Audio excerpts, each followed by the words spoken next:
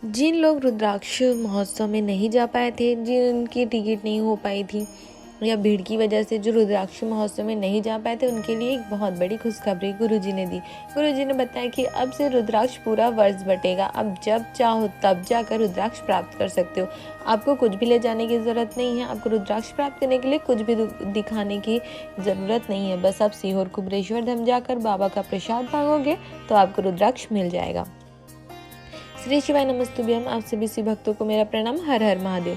गुरुजी पंडित प्रदीप जी मिश्रा द्वारा महाशिवरात्रि के इस पावन माह में सीहोर कुबरेश्वर धाम में वाची जा रही श्री महाशिवरात्रि शिव महापुराण की कथा के दूसरे दिन की कथा आज पूर्ण हो चुकी है और आज की कथा में गुरुजी ने रुद्राक्ष वितरण से जुड़ी बहुत सी जानकारियां दी। साथ ही बता दें कि जो लोग रुद्राक्ष की लालच में सीहोर जा रहे थे तो उनके लिए एक बहुत बड़ी बुरी खबर है और वो है कि अब से रुद्राक्ष का वितरण हो चुका है बंद।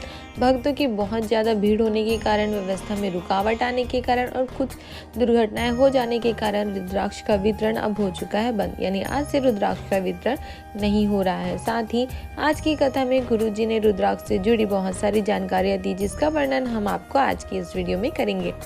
साथ ही गुरुजी ने कल महाशिवरात्रि की जो विशेष जानकारियां दी हैं, 2 विशेष उपाय बताए हैं और जो शिव महापुराण के अन्य व्रत नियम उपायों की जानकारी दिए हैं, उसका भी वर्णन हम आपको आज की इस वीडियो में करेंगे। ताकि अगर आप किसी कारण से आज की महाशिवरात्रि शिव महापुराण की कथा के दूसरे दिन की कथा आपसे छूट गई हो, आप नहीं सुन पाए हो, तो इस छोटे से वीडियो से आपको आज के दूसरे दिन की कथा की सारी जानकारी प्राप्त हो जाएगी तथा कथा का रसतत्व ग्रहण करने का फल, उसका पुण्य भी आपको प्राप्त हो जाएगा। गुरुजी ने कहा ही है कि अगर आप अपने हृदय से आनंद से कहीं भी बैठकर यूट्यूब, फेसबुक या टीवी पर कथा सुनते हो तो उसका फल आपको उतना ही प्राप्त होता है जितना कि कथा पंडाल में बैठकर सुनने वाले भक्त को प्राप्त होता है। साथ ही गुरुजी ने कहा है कि अगर आप शिव महापुराण की इन बातों का स्मरण रख अपने जीवन में उनका पालन करते हो तो निश्चित ही शिव को आप प्राप्त कर सकते हो। तथा गुरुजी द्वारा बताए गए शिव महापुराण के इन उपायों को करके आप महादेव की कृपा, महादेव का आशीर्वाद, महादेव की करुणा दृष्टि प्राप्त कर अपने जीवन के सारे दुख, कष्ट, तकलीफों को दूर कर सकते हो। तो चलिए वीडियो को शुरू करते हैं और जानते हैं कि आज की कथा में गुरुजी ने क्या क्या जानकारियां दी। तो कथा को शुरू करते हुए गुरुजी ने कहा कि अगर आपके मन में लोभ, आसक्ति, वासना आ जाती है तो आप कभी भी महादेव को प्राप्त नहीं कर सकते हो। शिव महापुराण की कथा कहती है कि अगर आपके अंदर लोभ, आसक्ति, वासना आ जाती है तो आप भगवान के स्मरण में लग जाओ। आप मंदिर जाना शुरू कर दो। आप शिव जी के सामने बैठकर उनका स्मरण करना शुरू कर दो। यह निश्चित है कि महादेव आपको प्राप्त हो जाएंगे। आगे गुरुजी ने कहा कि कई लोग हैं जो फेसबुक, यूट्यूब, व्हाट्सएप के माध्यम से हमारे ऊपर दबाव बनाने की कोशिश कर रहे हैं। वो सोच रहे हैं कि पंडित प्रदीप जी मिश्रा पर ऐसे दबाव बना दिया जाए ताकि आगे वो रुद्राक्ष महोत्सव न कर सके। तो उन लोगों से गुरुजी ने कहा कि आप इस अंदाजे में मत रहना कि हम रुद्राक्ष महोत्सव नहीं करेंगे। गुरुजी ने कहा कि अब से रुद्राक्ष का महोत्सव होगा। इससे 10 गुना बड़ा रुद्राक्ष महोत्सव होगा और इससे 10 गुना ज़्यादा भक्त रुद्राक्ष महोत्सव में आएंगे। यह मेरा शिव पर अटूट विश्वास है। पर आप सभी को रुद्राक्ष महोत्सव के समय नहीं, बल्कि अब से आपको रुद्राक्ष पूरे साल भर प्राप्त होगा। इसके लिए आपको कुछ भी लाने की जरूरत नहीं है, कुछ भी दिखाने की जरूरत नहीं है। आप कुबरेश्वर धाम सीहोर आओगे, आप बाबा का प्रसाद मांगोगे तो बाबा के प्रसाद के रूप में रुद्राक्ष का वितरण किया जाएगा।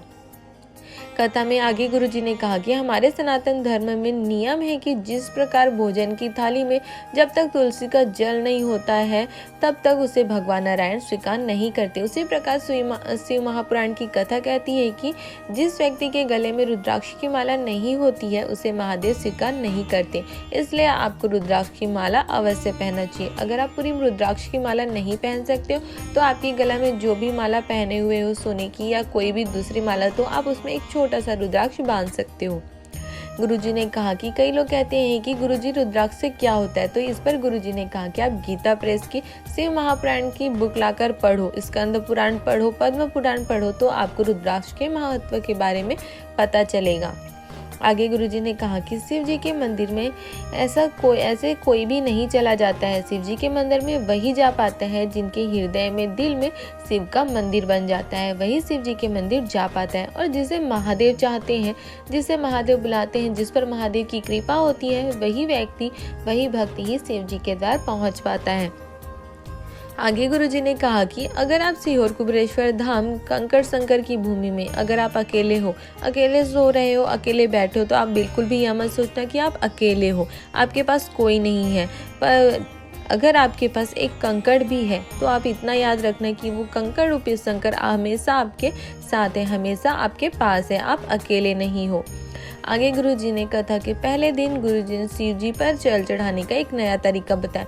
गुरुजी ने कहा कि इस तरीके से जल सिर्फ आपको महादेव की विशेष तिथि को ही चढ़ाना है, यानी कि ये जल आपको सोमवार की अष्टमी के दिन या प्रदोष की विशेष तिथियों पर या मासिक शिवरात्रि को या महाशिवरात्रि को चढ़ाना है। गुरुजी ने कहा कि अगर आप सालों से शिव जी पर जल चढ़ा रहे हो, जल चढ़ाते चढ़ाते बहुत समय हो गया पर महादेव तक आपकी कामना नहीं पहुंच पा रही है, महादेव आपकी नहीं सुन रहे हैं, तो आपको यह उपाय करना है।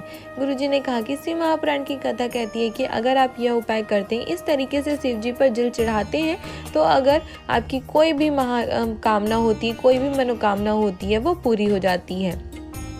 अगर आपकी भी कोई मनोकामना हो और आप बहुत समय से शिव जी पर जल चढ़ा रहे हैं और शिव जी नहीं सुन रहे हैं, तो आपको भी यह उपाय अवश्य करना है। इस तरीके से जल जरूर चढ़ाना है। आप वीडियो देख के भी समझ सकते हो कि आपको जल कैसे चढ़ाना है। तो जब सबसे पहले आपको जल जलाधारी के दाएं तरफ गणेश जी के स्थान पर, फिर आपको जलाधारी के बीच में माता अशोक सुंदरी के स्थान पर, फिर आपको जलाधारी के बाएं तरफ सदानंद कार्तिकेय जी के स्थान पर, फिर आपको माता जगत जननी जगदम्बा के हस्त कमल पर जल चढ़ाना है। फिर आपको उसी जल को आपको बेलपत्री के पेड़ पर चढ़ाना है। स्मरण रहे कि आपको शिव जी के शिवलिंग पर जल नहीं चढ़ाना है। माता पार्वती के हस्तकमल पर जल चढ़ाने के बाद आपको वो जल बेलपत्री के पेड़ के नीचे चढ़ाना है। गुरुजी ने बताया कि शिव महापुराण की कथा वर्णन करती है कि महादेव ने माता पार्वती से कहा है कि अगर कोई व्यक्ति, कोई भक्त भूल से भी मुझ पर जल चढ़ाना भूल जाता है, तो तुम उस व्यक्ति को मैं जितना फल देता हूँ उससे 2 गुना फल तुम उसे प्रदान करना। कल 18 फरवरी को है महाशिवरात्रि और महाशिवरात्रि के दिन आप इस उपाय को अवश्य करें। कोई भी कामना हो, कोई भी आपकी परेशानी हो, कष्ट हो, दुख हो, तकलीफ हो, तो आप इस विशेष तरीके से विशेष दिन को, मेरे महादेव के प्रागट्य वाले दिन यानी महाशिवरात्रि को आपको यह उपाय अवश्य करना है। मेरे भोलेनाथ के साथ साथ माता पार्वती का आशीर्वाद, उनकी कृपा भी आपको प्राप्त होगी और आपकी सारी मनोकामना माता पार्वती कल महाशिवरात्रि के दिन, मेरे भोलेनाथ के दिन अवश्य पूरी कर देंगे। यह विशेष उपाय आपको कल विशेष महाशिवरात्रि के दिन ही करना है। साथ ही कल है शनिवार और मेरे भोलेनाथ का दिन, तो आपको कल महाशिवरात्रि को शनिवार के दिन आपको 3 जगह पर दिया अवश्य लगाना है। गुरुजी ने कहा कि शिव महापुराण की कथा कहती है कि अगर आप महाशिवरात्रि के दिन इन 3 जगहों पर दिया लगाते हो, आपके घर में लक्ष्मी का आगमन होता है। साथ ही आपके घर में धन की कोई भी समस्या नहीं होती और साथ ही आपकी कोई भी अगर मनोकामना होती है तो महादेव उसे पूरी कर देते हैं। तो कौन से हैं वो 3 स्थान जहाँ आपको दिया लगाना है कल महाशिवरात्रि को? तो आपको बता दी कि पहला स्थान है बेलपत्री के पेड़ के नीचे, दूसरा स्थान है शिव जी के मंदिर की चौखट पर और तीसरा स्थान है आंवला के पेड़ के नीचे। ये 3 स्थान ऐसे हैं जहां पर कल आपको शनिवार को महाशिवरात्रि के दिन दीपक अवश्य लगाना है। इन 3 स्थानों पर दीपक लगाने से आपके घर का भंडार कभी खाली नहीं होता है। माता लक्ष्मी की कृपा, भगवान भोलेनाथ का आशीर्वाद, उनकी कृपा आप पर हमेशा बने रहती है। ये थी आज की कथा की और गुरुजी द्वारा महाशिवरात्रि और विशेष दिन के लिए जो विशेष उपाय बताए हैं उसकी जानकारी। अगर आपको ये जानकारी अच्छी लगी हो तो आप हमारे वीडियो को लाइक कर सकते हो और अपने परिवार वालों के साथ या अन्य शिव भक्तों के साथ शेयर भी कर सकते हो, ताकि उन्हें भी इस महाशिवरात्रि के विशेष उपाय की जानकारी तथा आज की कथा की जानकारी मिल सके और वो भी इन उपायों को करके भगवान भोलेनाथ का आशीर्वाद प्राप्त कर सके और उनको भी आज की कथा का रसतत्व ग्रहण करने का फल, उसका पुण्य प्राप्त हो सके।